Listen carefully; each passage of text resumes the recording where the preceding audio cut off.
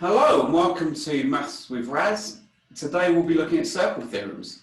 So you'll need a protractor or a cup because you need to be drawing some circles, and we'll go through the rules. So first we have what I call the boomerang. So for this one, what you need is the centre of the circle.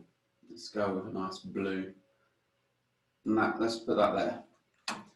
So what you want to do is just take a point on the circle and hit another point.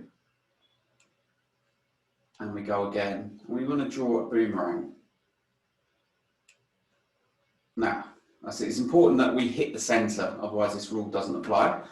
And it's as simple as that. So from there, we know that the angle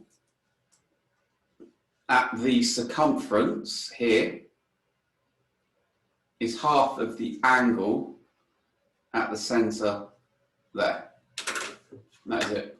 So the way I've written it is the angle, let's get rid of that one. The angle at the centre of the circle is twice the angle at the circumference if the angle comes from the same 2 points. So that's it, yeah? So I've called that boomerang. So obviously pause the video and draw that. And that's rule number 1. And then we're going to do a little example with it. So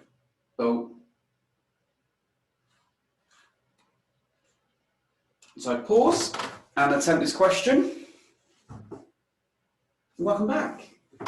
Now, hopefully what you've noticed is because this is a radius and this is a radius, that this triangle is isosceles. Yep, so if that triangle is isosceles, then this angle here must also be, you got it, x. Now, if that is x, we then have to use our boomerang rule, and we can see a boomerang, and therefore the angle at the centre must be 2 times 62, 124. Yeah, that's it. So that means, where's my thing gone? There. So angles in the triangle are 180. 180 minus 124 equals 56, thank you. So if 2x equals 56, then x must be half of that, which is, up front, that's it, 28 degrees. Boom, meringue. Okay, let's go to the next one.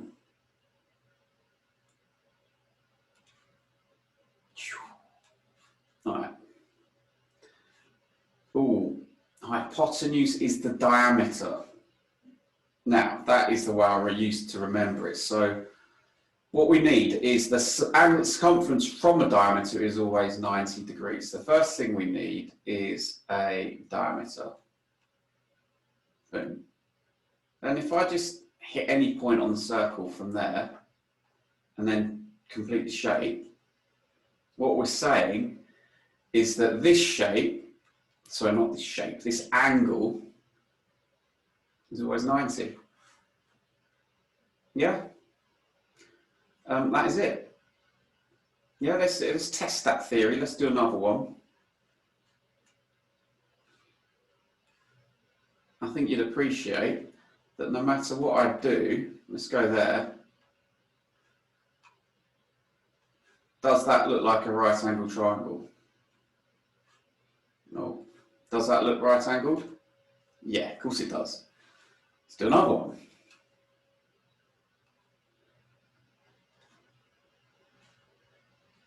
Diameter.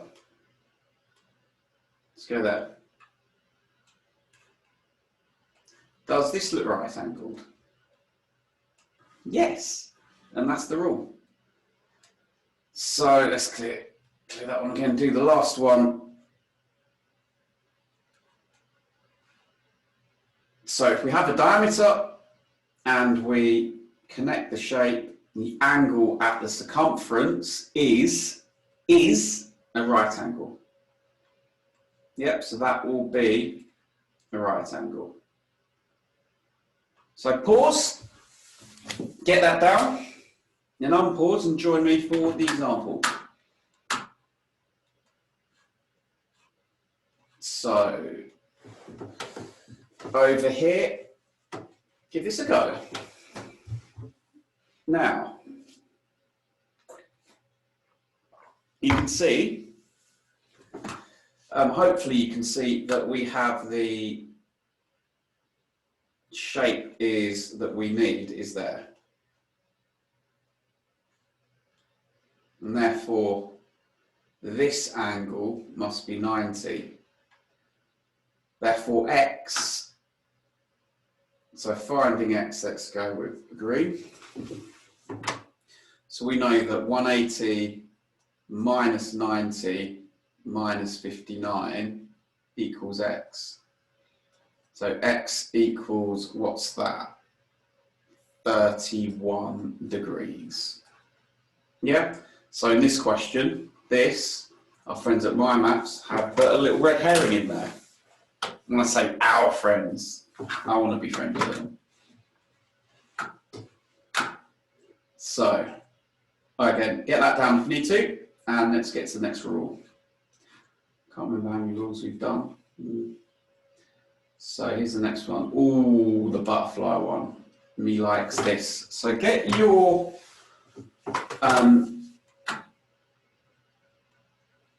circle, and on it, just draw two crosses. And then what you do is you zigzag and hope for the best. Zig, zag, zig, zag. And these angles will be the same. These angles will be the same as each other. And therefore the ones in the middle will be the same. Ones in the middle will be the same. That is always the case. If I do a different zigzag, again, this shape's always created from 2 points. So if I just do that one and zigzag again, let's zigzag over here. Zigzag, zig, zag. Again, I've got a butterfly. So again, these will be the same. These will be the same, and therefore the third pair will be the same. One more for luck? One more? Yes, do one more. So let's emanate the shape from these 2 points. Emanate is a beautiful word. It means originates from. And there you go. Got ourselves a nice looking butterfly. And the angles within it will be the same. So these will be the same. These will be the same. And these will be the same as each other. Here's one I made earlier. Let's bring that to the front. And you can copy that down. There you go.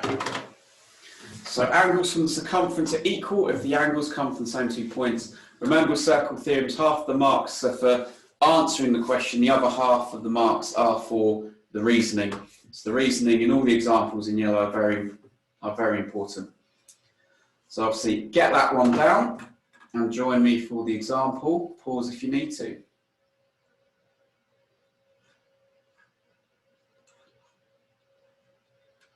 So here we go. We have this angle will be x. As simple as that. So if that angle is x, we need to do x equals 180 minus 107 minus 32, which is 180 minus 139, which is 41 degrees. Yeah? Good. Let's go to our next rule. What have I got now?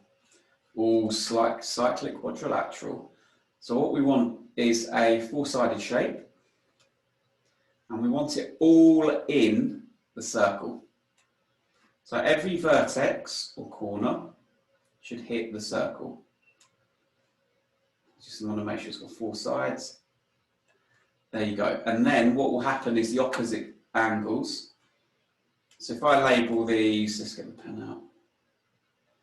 If I label this A and B will be supplementary, i.e. they will add up to 180 degrees. If I label the other side, other lengths X and Y, then X and Y will be supplementary. And that's it. So that's called a cyclic quadrilateral. Some people call it cyclic quadrilateral. Potato, potato. The point is, these two add up to 180. These two will add up to 180. Get that down, and then try the example.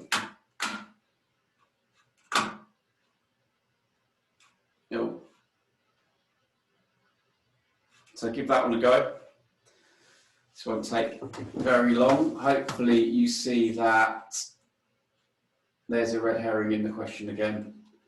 Here's our cyclic quadrilateral. Do we need the 58 degrees? Nope. So that means what? You're from? Yeah. Exactly, 180 minus 71. So X is 109 degrees. You got that one? Awesome, good job. All right. And tangent to a radius. So I think this is our penultimate rule for this video. Now, for this we need the centre of a circle. Let's do that in black. So we need the centre there. So if I get a tangent, if I do a radius first, obviously that by definition connects to the centre, and then I want to do a tangent to that radius, which is a bit awkward on this, but there. Then what we're saying is the angle created is a right angle. So this will be a 90-degree angle, and this will be a 90-degree angle. Yeah, so it's very important. You have your centre, you need the centre to know that it's a radius, and if you have a tangent to a radius, the angle between those two lines will always be 90 degrees. So those lines will always be perpendicular to one another.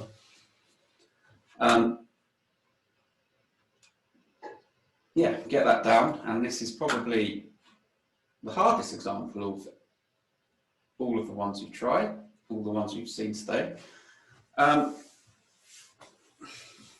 Yeah, pause the video and give that a go.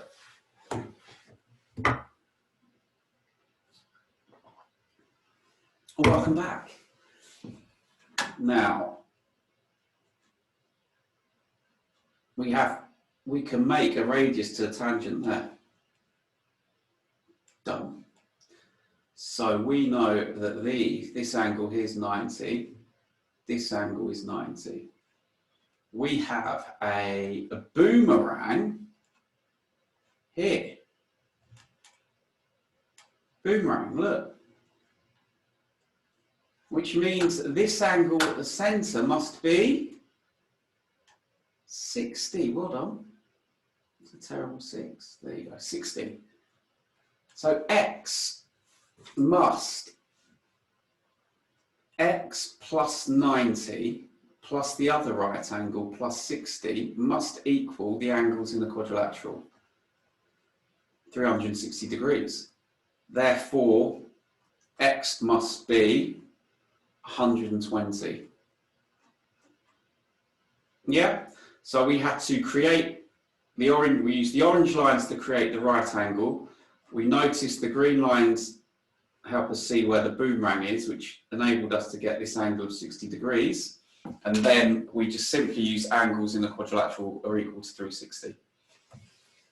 Make a note of that. That's a harder type example because obviously we had to do things, we had to be creative there. Yeah? Great question, I think.